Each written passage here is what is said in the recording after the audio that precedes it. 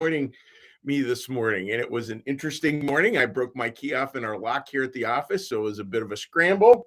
But here we are. So it's wonderful to have you joining us today. And today is an interesting topic. We're looking at when religion gets it wrong. And I think it's really important. It's because it's so easy to push ideas out there and sort of attack faith, and faith and church can become such a boogeyman and such a, such a let's take it out to the woodshed and beat on it a little bit. And that's not it at all. Folks, churches are beautiful things. Churches, mosques, synagogues, the vast majority of them are beautiful, life-giving, amazing places. I am left in awe over and over again when I work with clergy brothers and sisters from different faiths, just at the grace and the talent and the care and the love that both emanates from them and from their congregations. That is the vast majority.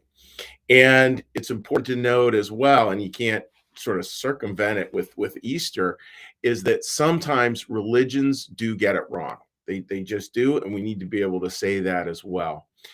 Religions and churches, mosques, synagogues, they're no different in that sense than human beings, and that some days we have good days and some days we have bad days. And sometimes we have whole seasons that we're just not at our best. And so I think it's important to be able to say that and be able to have it in context and not to be able to make too much of it. And at the same time, to be able to say, yeah, sometimes religions get it wrong. They just do. And from a Swedenborgian perspective, there's an interesting little test out there to sort of tell us whether we're on track or whether we're off track. So as we get into the more into the Easter story here, this is a story of descent. And when Easter is not an event, it's a season. And a big part of that season is a lot of really hard stuff. And we're looking at Jesus's trial, and then we looked at his prayer for oneness. And now we're coming back to the trial to take a look again just at how dark it had become and how in what extreme ways religion, and again, I think all religions can do this, frankly, had gotten it wrong. So that's what we're looking at here. And this is Jesus again being questioned by the high priest. The high priest then asked Jesus about his disciples and his doctrine. So he wanted to know, who are your followers and what do you believe? Jesus answered him, I spoke openly to the world. I always taught in synagogues and in the temple where the Jews always met, and in secret I have said nothing. So Jesus is like, look, I had a public ministry. It's out there. It's clear what I taught. And again, what he taught was love. Why do you ask me? Ask those who heard what I said, and ask them. Indeed, they know what I said. So it's an interesting test. He's saying, look, I'm not going to go through a big explanation. I did this publicly. You can ask people what they heard. And when he said these things, one of the officers who stood by Jesus, struck Jesus with the palm of his hand, saying, do you answer the high priest like that? Jesus answered him, if I have spoken evil, bear witness of the evil. But if I have spoken well, why do you strike me? Boy, it's a powerful line there. And it, obviously brings right to mind the idea of turning the other cheek. Where Jesus has said, if somebody strikes you on one cheek, turn the other cheek to them also. And that turn the other cheek is a fascinating thing, because it's not a fight or flight response. It's a fight, flight, or take a stand approach, actually. And that's what we see with Jesus here. We see him clearly just taking a stand. And again, doesn't say turn the other cheek and run. It just says turn the other cheek, but you're maintaining eye contact. You're there. Think Martin Luther King. Think him facing Bull Connor down in Alabama at the Edmund Pettus Bridge. That's the image of it. That's the image of it.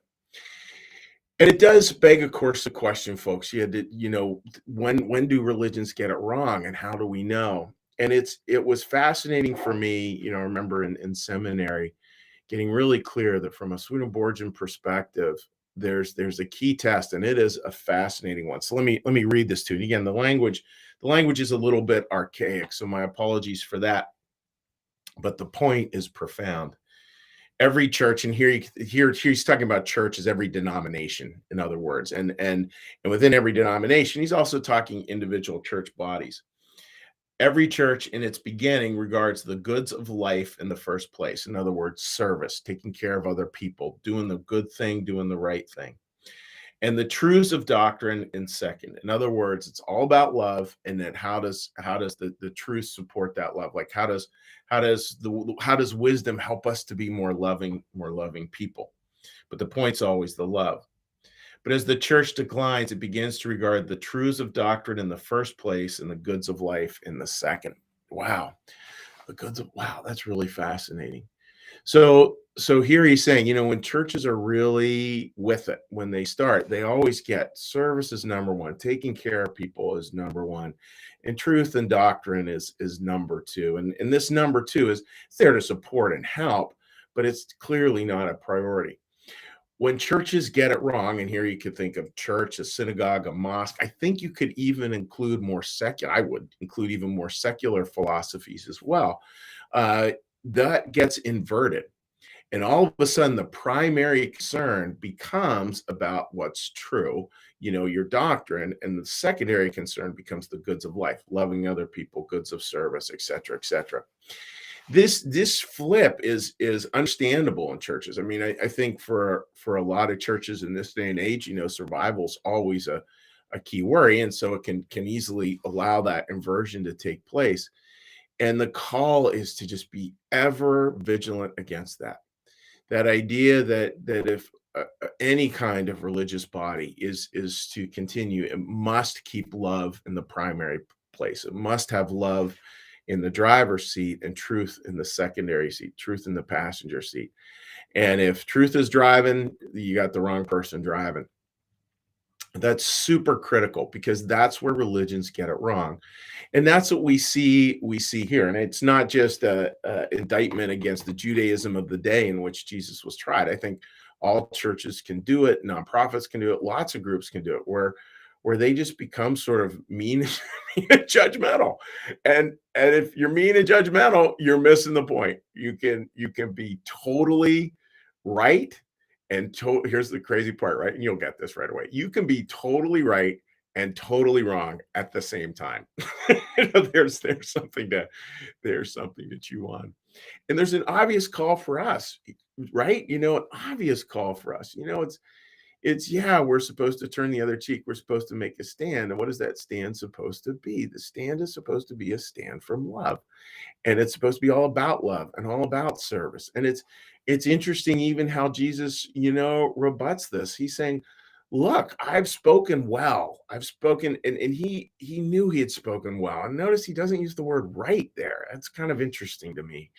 He uses the word well, which is much more of the heart, to speak well, goodwill of peace on earth, goodwill to humanity. I mean, I think that's what he's saying. He's saying, look, that's what I've spoken to, is peace and goodwill. And yet the truth just couldn't see that. I think, folks, that's part of the tragedy, actually, of the Easter series. And it's both a tragedy and a pretty poignant reminder about what we need to do and how we need to approach our lives. And please remember, it's not just religion. Somebody may be watching this right now who has nothing to do with religion. You just happen to tune in on it. Well, I guarantee secular philosophies, they can lose track just as much, and can be every bit, if not more so, detrimental to human flourishing. Look at the events in the Ukraine right now. I was reading some really sad stuff around modern day totalitarian China and what's happening over there this morning. Kind of crazy stuff. And I history teacher Adolf Hitler, like, he was not a Christian by any stretch of the imagination. To be a member of the SS, you could not be a Christian. And it's important to just know that human beings can just get off track when we get totally in our heads and we forget about the heart. And Christianity is about reminding us that there's this context of the heart, and it's not only a context of the heart, but it's also a direction. So it holds the meaning and it gives direction. Holds the meaning, gives direction. So that's what to think about today, folks, as we keep on moving on here with Easter. I hope that makes sense. And again, this is a lower, like the Easter season goes down, and we have to be clear about that and embrace that in our own way as well. And this is one of those parts of it, looking at when religion gets it wrong. So with that, dear friends, what we're going to do now is we're going to take a little breath, And then after the breath, we're going to do a little meditation. And then after meditation, we're going to do a prayer, and then we're going to do a blessing, and then say hello to folks on social media. So with that, friends, let's get a little breath.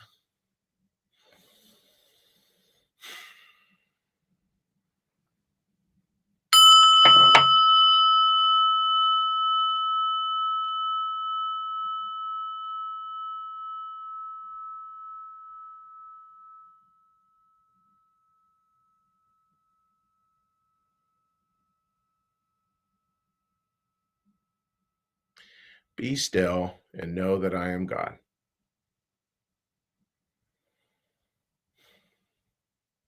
Be still and know that I am.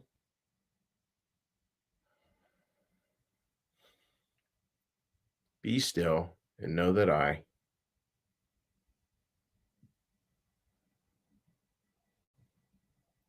Be still and know that.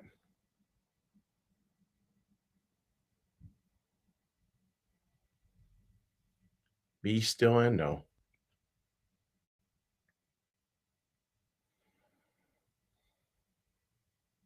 Be still and.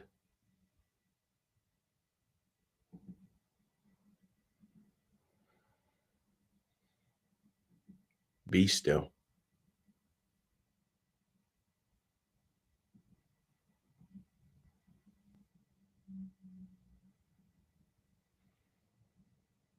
Be.